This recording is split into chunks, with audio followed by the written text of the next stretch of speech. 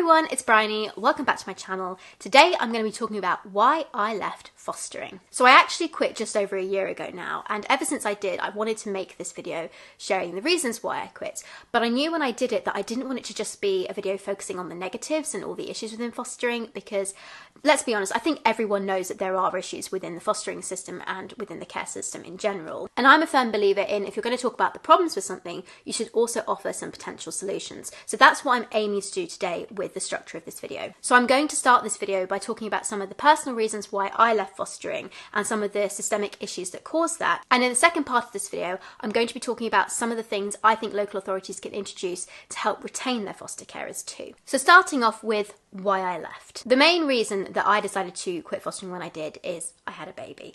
But it's not quite as simple as that, because part of the reason I chose to have a baby at the time that I did is because I'd already reached the conclusion that fostering was not going to be a long-term thing for me. And that honestly makes me really sad, because when I applied to be a foster carer at just 21, it was something I very much saw myself doing potentially for decades. I love working with children, I loved fostering in many different ways, but there were several parts of working within the system that just made it untenable in the long term. The first issue I faced with fostering was the fact that fostering in general is not really well set up for the 21st century. I think particularly being a younger foster carer and a foster carer that works within social media, this was more of an issue for me than it would have been in other circumstances, but this in particular was a problem for me because when I applied to become a foster carer, I had to do something known as a Form F. Everyone has to do this when you become a foster carer. It's basically where they go through your entire history, your family setup, like everything about you is put into this form. And the social worker I had doing it at the time was really, really good. She was an amazing social worker. And I spoke to her about the fact that, I worked in social media. And one of the things I was also really hoping to do when I became a foster carer was talk a bit more about fostering and the fact that, there's a lot of myths around it, the fact that you have to be older to do it when actually you don't, you can be younger. Obviously, being a young foster carer, that was something I was going to be able to talk about, sharing some insights into it because it's quite a hidden world. A lot of people don't actually understand how fostering works. And so that's kind of what I was thinking I might do with some of my social media when I became a foster carer. And she was super on board with this. She thought it was a great idea. And she very much was like, oh my goodness, this is going to be amazing. We don't talk about fostering enough. We don't have many young foster carers. We need more. This is going to be really great. And I was like, oh, okay, this is something that they really want and they're going to be supportive of. So this is amazing. That would be great to be able to add some of this content into my regular content as well. However, she ended up leaving the local authority, I think just a couple of weeks before I actually went to panel, which is the point where they approve you as a foster carer. And this probably should have been my first clue that there were going to be some challenges with the local authority that I was applying to foster with, because she was really great. Like, she was exactly the sort of the social worker that you really want to hang on to as a local authority. So when she left, I think I then moved over to who was then going to be my supervising social worker once I was approved at panel, but they basically gave her to me a little bit sooner. And that was fine, but she was quite different from the social worker who had done my initial assessment. And so when I started making some content, that's when some of the issues started cropping up. And I had to have a meeting with not just her, but also like the team manager, potentially the service manager as well, I can't remember at the time, to kind of talk about like what I was aiming to do and trying to raise awareness, etc., and what I could film and what I couldn't, and where like the guidelines were and everything, because obviously I'd never done this before, but critically they hadn't done it before either. So we would talk about something that would or wouldn't be okay, and I'd be like, okay, great, these are the guidelines, this is what I'm working within, and then I'd film some content and I'd create it and I'd post it, and then like a couple of months down the line they might decide, oh, actually we're not comfortable with that now, can you please take that down? Which I did. But obviously as a creator, that's really tricky to work with because this is my main source of income and I didn't have as much time to talk about at that point in time. I was still making a lot of videos around mental health. But obviously at this point I was actually fostering as well, so I had less time on my hands to do that. So I was trying to navigate like what content could I do? What were the things that they were saying were fine? What was not okay? And every time I felt like I had some guidelines outlined and like knew what I could and couldn't do, then it felt like the ball got moved, and that was really tricky. So eventually I gave up on making any content around fostering because I was just too like, I don't know if I'm going to make something and they're going to say I have to take it down again. And as someone who earns my income from creating content, that's obviously not sustainable in the long run. So I decided just to ditch it entirely. So I kept my fostering as kind of like one part of what I was doing, and then my social media work very separate, and only very occasionally kind of touched on fostering. And that's kind of how I kept it for a while. Oh, another thing that was really tricky was they didn't want me talking about anything negative to do with fostering. Like even very non-specific stuff, they just weren't happy with it. And as someone who takes a lot of pride in making very genuine, down-to-earth content, that meant that I couldn't make content because I couldn't talk about positive things that were happening in fostering because there were so many negatives and so many challenging things happening that I felt like I would have to balance out any video I made with that. And I didn't feel I could make any videos being like, hey, you know, I'm a foster carer, it's great, come and be a foster carer too, because I would feel like the Pied Piper. And so that was another reason why I stopped making them, because like there wasn't enough positive things to talk about with that I felt like I could make any videos. So that was another thing that cut off my content creation. The next issue that I encountered in fostering was changing expectations of foster carers, and in particular within my local authority, the change in how contact with birth family worked. When you become a foster carer, you are not an employee of the local authority. You are technically self-employed, and you do actually have to file a self-employment tax return. However, the local authority still has sort of expectations of you, and what their expectations are can kind of change on a whim, depending on what they want them to be, essentially. And you have kind of no power over that because you're not an employee, you can't have a union, and they can basically just do what they want. But for me, there was one expectation that changed that became particularly challenging for me as a foster carer, which, to be honest, before I went into fostering, it wouldn't have even occurred to me, and that was transport to contact. So contact is basically times where a foster child will spend time with their birth family. It's usually court-ordered, and the amount of times it happens very much depends on what their court order is at the time, whether they're in interim proceedings or if they've got full care order or all sorts of other things. But as a short-term foster carer, quite often my children would have at least 3 contacts with their birth family a week. And when I started fostering, there was an expectation that the contact supervisor would come to your house, they would pick the children up and take them to contact, they'd have their contact, and then they'd come back.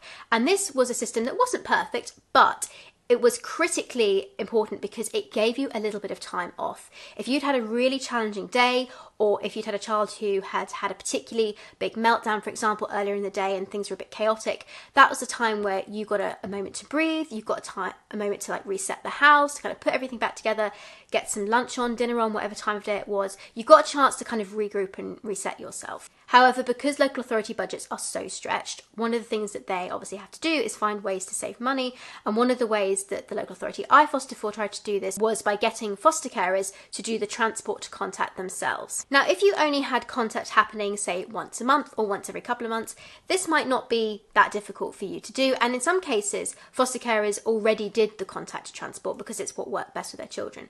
But if you had children who, for example, needed to go to contact multiple times a week, you might have had other children from different families at the same time, there are various scenarios basically where this didn't work, or this was really tricky to do. And the other thing that was really frustrating about this change is the way the local authority went about it. They didn't consult us about it at all. They didn't tell us about it in advance. They just sort of introduced it and did it, and then were like, oh, well, this is just an expectation, and you know, many other foster carers and other local authorities do this, so it shouldn't really be a problem for you, like, don't complain about it. It also ends up causing a lot of problems for other foster carers.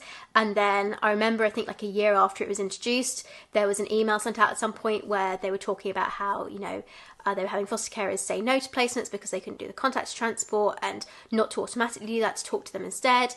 But you were like, yeah, really not surprised that you're not able to find foster carers for your children, because we told you this was going to be a problem and you did it anyway. Another thing that contributed to my leaving was a lack of feeling valued by the local authority. Kind of leads nicely off the point I said before, where they kind of introduced something but didn't think to talk to us or consult with us about it first, or even to just like have an honest conversation with us about it, like, hey, you know, our finances are so tight, we really have no option to do this, we know this is really useful to a lot of you and we really appreciate it's going to be difficult for you, but we, you know, our hands are tied. The fact that they didn't even give us the courtesy of that really, I think, says a lot about how the local authority viewed their foster carers. You kind of felt like you weren't supposed to have an opinion or complain or raise any issues with something, and that wasn't a good feeling. My local authority in particular actually had a really active fostering executive committee, and this is basically a committee made up of foster carers where we would talk about some of the issues foster carers were having, might organise events and stuff. They did various different things, but my local authority had a really active one that was phenomenal and made up of some excellent foster carers. The chief executive officer of this particular committee had been fostering, I think, for like 30-40 years, and she was amazing. She sort of took me under her wing a bit at times too, which was fantastic to have as a support network. But like, she was so good and she was so determined to make change happen. But when we were working with the local authority, like I said before, it felt like they spoke to us because they felt they had to, but they didn't really respect our opinion or our views on things or think that we could be helpful in any way. It was just sort of okay, we're going to tick that box. We've spoken to the fostering executive committee, blah, blah, blah. And given that a fostering service can only function if it has foster carers, this seemed a bit silly and also kind of counterintuitive. So essentially, within a fostering service, now I fostered for a local authority that was quite large, so the structure might be slightly different depending on whether you're in a smaller local authority or a bigger one. But essentially, you have this hierarchy, and at the bottom you have the foster carer. Then you have the social workers, then you have the team managers, then you have the service manager, and then typically there's another at my local authority there was another level between that and then the children's director at the top. So there were multiple different chains that you had to go through if you had an issue as a foster carer, and also multiple levels that you needed to speak to if you were trying to create some sort of change within the local authority. But then of course that had to go through multiple other chains too, and that was just within the fostering service.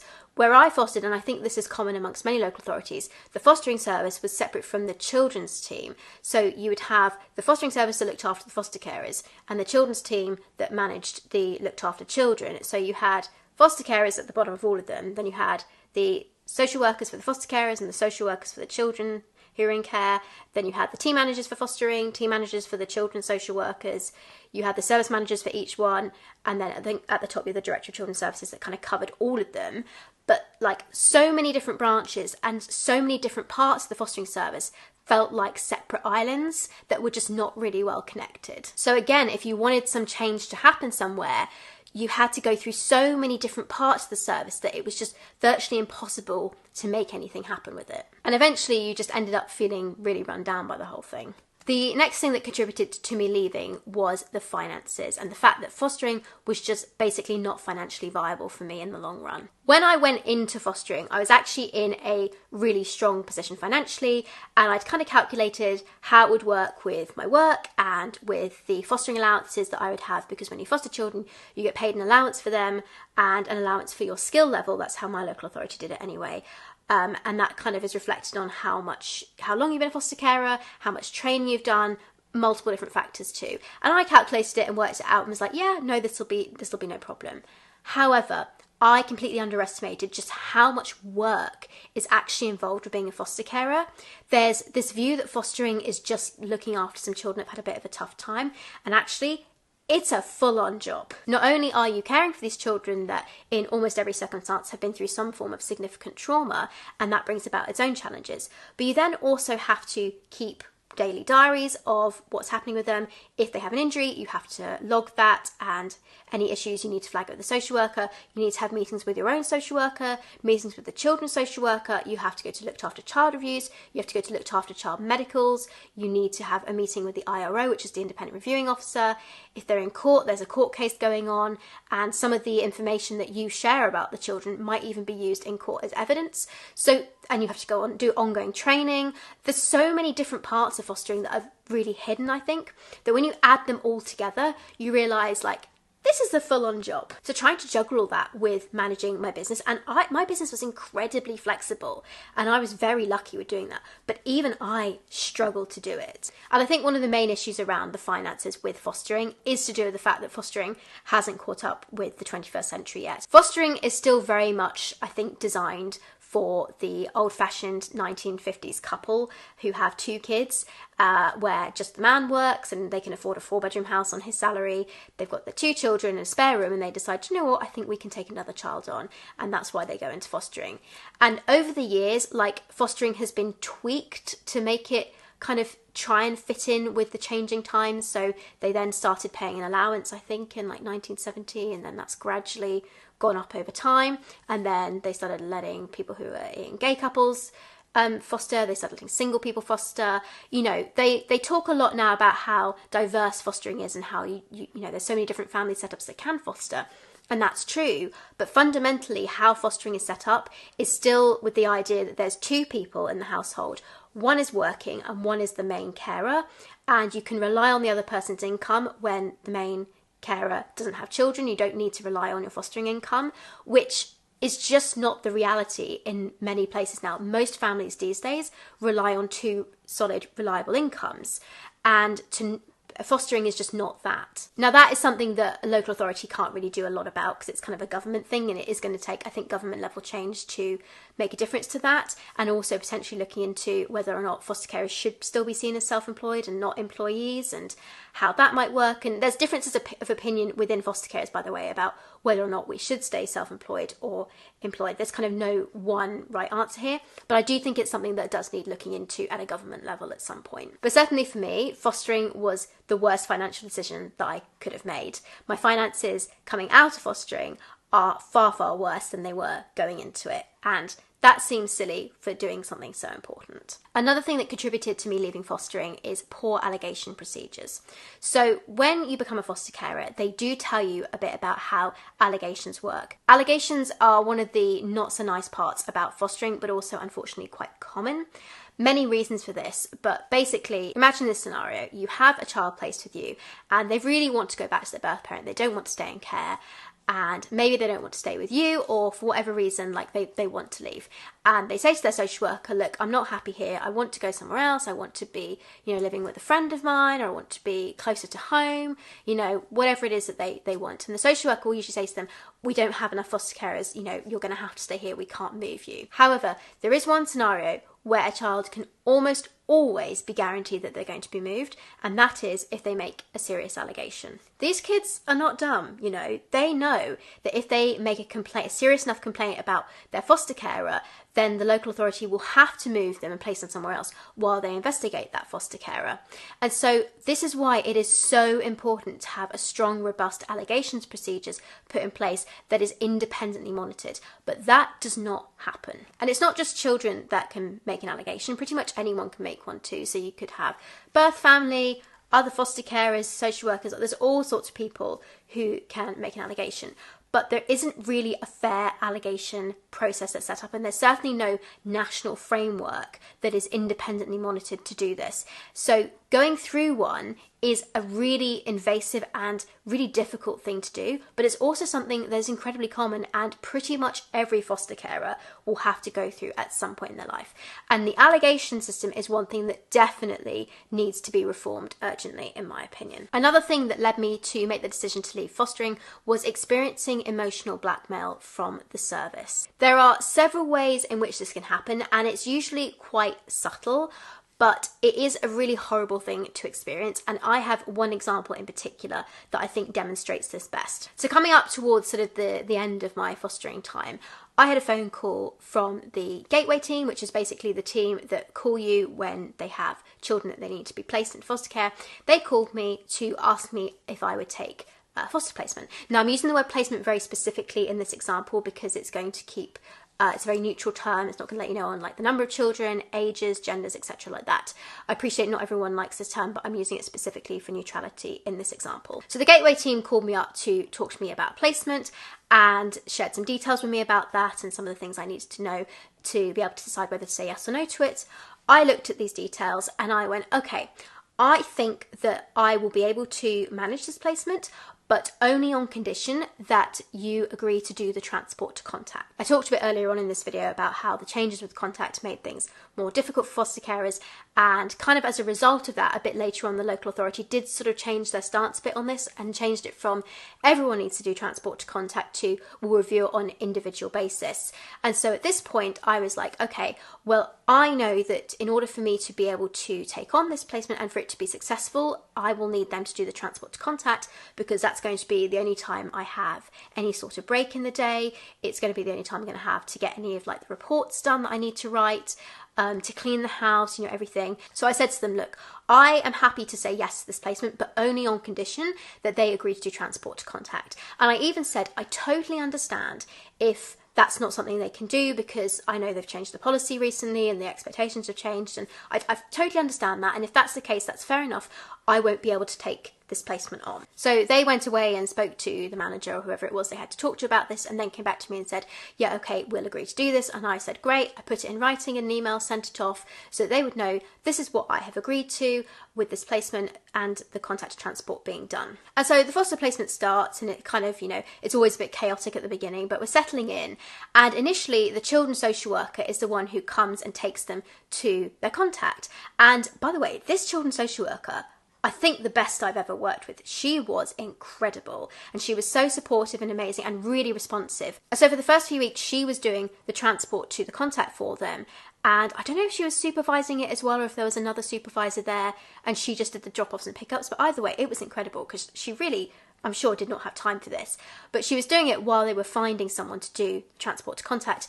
And I started to get a really awful feeling deep down that I knew what was going to happen. And sure enough, I was right. About 3 weeks after the placement started, my social worker then had a conversation with me, which they basically said they didn't have enough staff at the contact centre to do the transports for me, and so I would need to at least do one of them. And I was like, I knew this was going to happen. I just knew it. And at this point, I was already coming to the decision I wasn't going to be fostering for much longer. And so I was firmer than I probably would have been had it been a year earlier. But I was like, no, I said to you, this is what I can do if you do the transport to contact. And I specifically said, if you can't do that, that's fine, but I can't have, you know, this placement. It's not going to work. And the fact that you don't have enough contact supervisors to do it is not my problem, it's your problem. But the truth is, they knew when they gave me this foster placement that they did not have enough contact supervisors to do the transport to contact. But what they had planned to do was wait a few weeks for me to become emotionally attached to the children before they then started raising this issue and saying, actually, you know what, we need you to start doing some of it, so that I would then feel bad about saying no, because at that point I'd be too attached to the children and I would feel guilty about saying, well, sorry, but they've got to move on then. And so they would get around it that way, which is a form of emotional blackmail and also really irresponsible too. But the thing that really bugged me about this whole experience was kind of at the end of it, there then was a note kind of for, so basically you have to have an annual review when you're a foster carer where they kind of go through how your year's gone and good points, bad points, etc. And essentially I knew what was going into my annual review was that they were going to talk about this example and how I hadn't been willing to compromise, and that that was something that was needed within foster carers. And I was livid about this, because I was like, hang on a second. I have been told that I need to, you know, make it clear what I can and can't do as a foster carer. I did this before this foster placement started. I made it clear that this was what I could do with this support, and if that support wasn't available, I wouldn't be able to do it. I made it clear. I said, you know, I completely understand if it's not doable. I won't be able to take it on if that's the case, but you know, this is what I'm able to manage. And then they turned that against me later on to say that I was the one being immovable and inflexible about it, and that I couldn't compromise. And that just enraged me, because that was 100% their failure, not mine, and they were trying to turn it on me, and I was done with that. The next thing that contributed to me quitting fostering was how they handled my pregnancy. So as I mentioned earlier in the video, before I even got pregnant, I was already kind of feeling I was coming to the end of my fostering career because of all the things I've just been mentioning. But I also feel that they really did not handle my pregnancy well, which, to be honest, I also kind of expected, and is another reason that I was feeling fairly confident I was going to leave fostering after I had my baby. This is also kind of one thing that I feel I was actually a bit discriminated against over. So when I got pregnant, unfortunately I was very ill in my pregnancy pretty much from the get-go. And so I had to tell them early on that I was pregnant and that I was going to go on hold as a foster carer. And basically what that means is that I have decided I don't want to take on any new foster placements. And so when I told them that I was pregnant and that I was ill, and I needed to go on hold, they also let me know that they were going to put me on hold, and before they would take me off of off of being on hold, they would need to have a meeting with me to discuss my pregnancy. Now, I didn't actually end up having this meeting because, as I said, I was on hold, and then I was on hold my whole pregnancy, and then I had my baby and I decided not to go back. But I know from having a conversation with my social worker that essentially they were not happy about the fact that I had decided to get pregnant and I hadn't told them beforehand that I was planning to get pregnant. This really bugged me because if I was an employee, that would be illegal. They could not have a meeting with me to say, why didn't you tell us you were trying to get pregnant? But because as a foster carer, I'm not an employee, I don't technically work for the local authority, I'm self-employed, they can do that to me. And the reason that they felt they wanted to know that I was trying to get pregnant is because they would have then not have placed any children with me from the point I said that I was going to start trying to get pregnant, which, again, if I was an employee, would be illegal. Now, again, like I said, I was pretty sure they were going to not be happy about me getting pregnant, but I had personally made the decision that I was going to not tell them about the fact that I was going through IUI, but that I would tell them if I got to the point where I was going through IVF. And that's because IUI is technically assisted conception as opposed to fertility treatment, and it's a much less invasive procedure. It just involves basically testing your urine each day to see when you're getting close to ovulate. I went for a couple of scans to check that my follicles were developing, and then on the day of my IUI, when I was ovulating, I went in, they put a small catheter through your cervix, and then they basically inject the sperm. It's kind of like they just put the sperm in at the right time. I wasn't sedated or anything. I basically just laid down for like 5-10 minutes afterwards, and then I went home. I didn't have to take any painkillers or anything like that. It's a very simple procedure. And I knew there was a good chance I might have to go through multiple cycles of this in order to be successful. And if that wasn't successful, I would then need to move on to IVF, which is a much more invasive procedure. It involves injecting yourself multiple times a day. You have to be sedated to have your eggs collected, etc. And I knew if I got to that stage, I would then tell them because it's a much more invasive procedure. But for IUI, it was, it was much less. And so I thought, you know what, it's no different from a heterosexual couple trying to have a baby kind of from having sex, and they don't demand that they tell heterosexual couples when they have sex every time. The second thing, and this was really like the nail in the coffin for me when it came to deciding to leave fostering, is that when I was pregnant, I had a number of issues with my mental health, which I told them about right from the beginning when I was struggling. They always knew about, and because I was on hold, I didn't have to see my social worker as regularly, but I did keep up to date with her via like video calls, I think a couple of times in my pregnancy, and she was really great, really supportive. We just kind of kept up to date with where I was at with some training and stuff, so I was still doing some online training, because even though I was fairly confident I wasn't going to come back to fostering at this point, I still wanted to kind of keep the door open for myself to make that decision after I'd had my son. Now, I had discussed with my social worker the fact that I was planning to be on hold until my son was at least 8 months old, and so that meant that in that time nobody would call me about any foster placements. And also, bearing in mind at this point, like I said, they're not happy with the fact that I didn't tell them I was pregnant, so they have put me on hold their end too, and they're not willing to take me off until they've had a meeting with me about the pregnancy thing. And so we've agreed that I'm on hold until 8 months, and we're just going to kind of sporadically keep up to date until that day, and then I will see how I feel. And because at this point I delayed my annual review, we'd have to kind of start the process of filling in my annual review form, having this meeting. I'd need another medical done because of the mental health stuff in pregnancy, but that was stuff we were all talking about. However, when I was 6 weeks postpartum, I then got a phone call from my social worker, and she, to be fair, quite kindly, was giving me the heads up that the local authority had basically decided that actually they couldn't wait until I was 8 months postpartum to have this meeting. They needed to have it much sooner. And I was like, are you kidding? I have a 6-week-old baby after a pregnancy that was really challenging, and you've decided that this is the best time to have this meeting. Bearing in mind, they're not paying me. I've got no foster children in my care at this point. I'm not going to have any foster children in my care for at least another 7-8 months at this point, because, I'm on hold, not just on my end, but on their end too. They're not going to call me about any children. So I have no children in my care. I'm not going to have any children in my care. You're not paying me any money. I've just had a baby. Why is this meeting so urgent? It needs to happen now. And that for me was just the final straw, because honestly, regardless of whether it was an individual person that decided I needed to have that meeting earlier, or whether it was a system thing that decided, we have to have this meeting at this point now, it kind of was irrelevant to me. It was the fact that there was a system or a person who could look at the fact that I'd had a 6-week-old baby and think, this is an acceptable time to contact her and say, we need to have this meeting now. And I was like, I'm done. I'm out.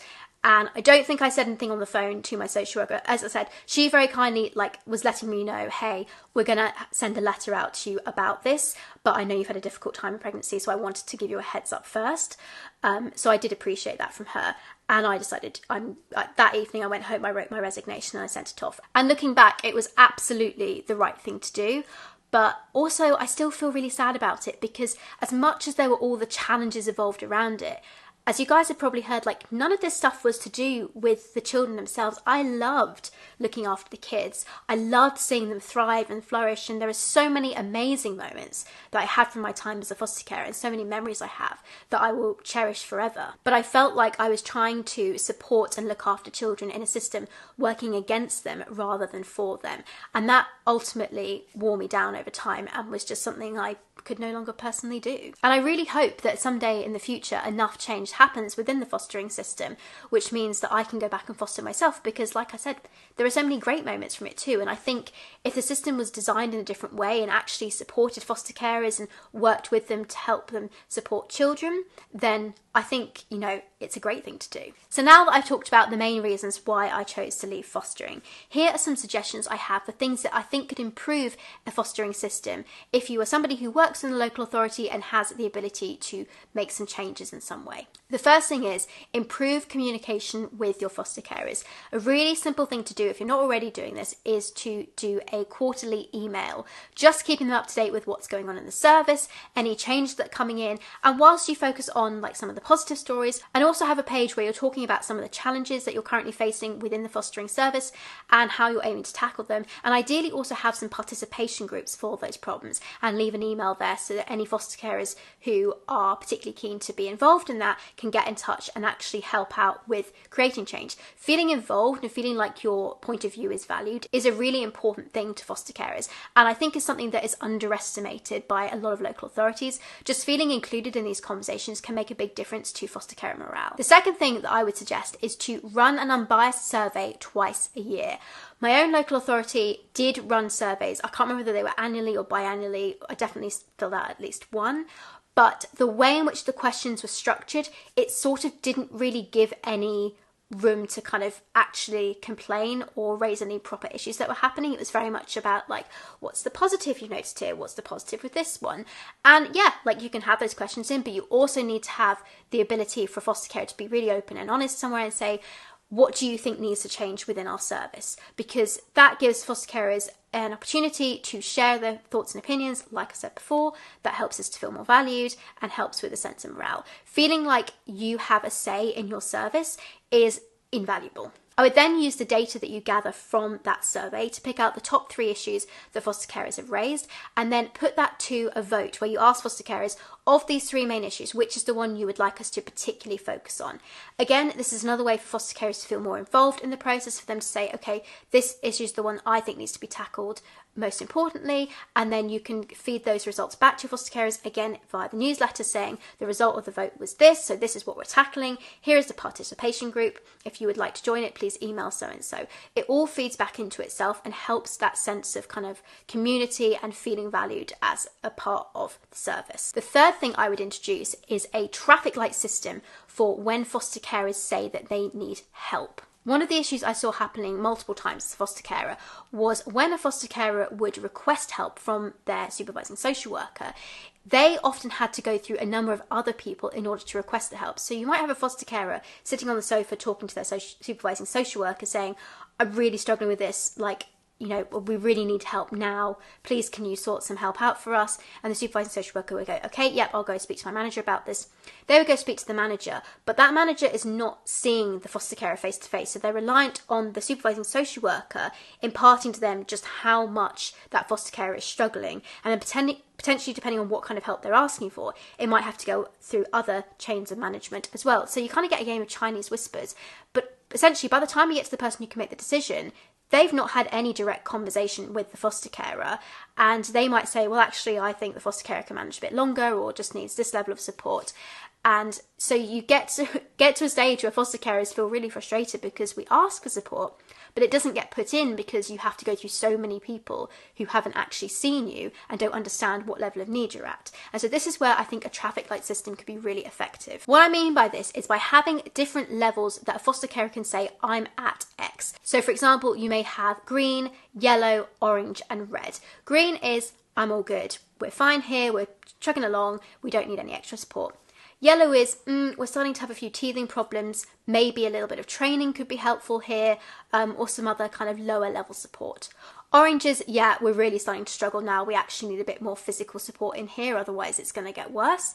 And red is like, we're at breaking point. If you don't put some support in immediately, this placement is going to break down. This then gives you a coded way of being able to impart what level a foster carer is through many different chains of management, because it doesn't matter how many people you speak to. A foster carer who says they're on red means the same thing whether you're speaking to your supervising social worker or whether you're speaking to the service manager. Everyone knows what a red level is for a foster carer or an orange level, and they know what support needs to be put in place there. It's not so reliant on several people communicating accurately what level of support you're needing as a foster carer if you have this kind of chart of different colours to use. So that's why I think a traffic light system can be really effective to introduce.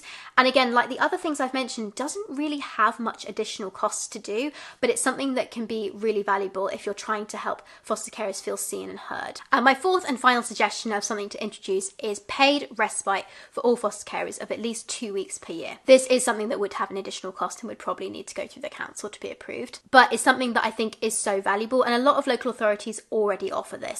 What this basically says to the foster carer is, we understand what you're doing is a really challenging role, and we recognise that you will need some time off from time to time. Respite has typically been seen in quite a negative light, whereas actually we know when it's used effectively and properly and it's planned very well, it can actually be a very positive thing, and it can keep placements secure in the long term. So it's something that really should be viewed in a much more positive way than it has in the past.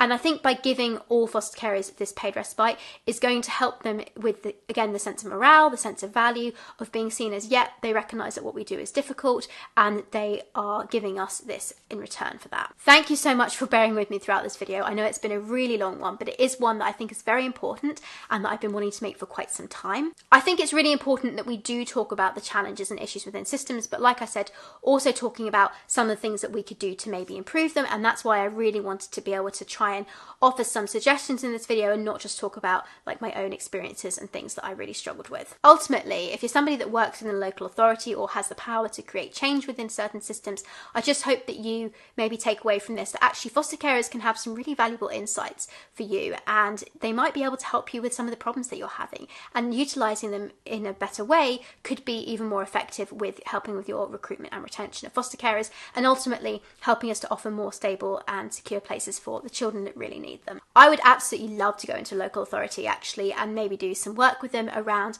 how they could improve different aspects of the local authority and working with foster carers, etc., because oftentimes when you see struggling local authorities, you'll see them pull in like consultants and stuff who either have never worked within fostering or who have but have only ever been in the upper levels of management. And this is something where I think, having been a foster carer, you've been at the bottom looking up, you really get a unique perspective and insight into, and there are certain challenges that you'll be aware of and things that need solving that you know about that somebody who hasn't been a foster carer won't. And so I think being able to have that point of view could be really valuable, and that's something I would really love to do in the future, and I think I might have a look at exploring. For now though, my time as a foster carer is over and I have no plans to go back to it in the immediate future, but I do cherish and value a lot of the memories I have from that time, and I thought it was really important to share some of the reasons why I sadly had to leave when I did. But thank you so much for watching. Do please subscribe. A special thank you as always to my superstar members, and I will see you guys next week. Bye everyone. Hope you have a great day wherever you are.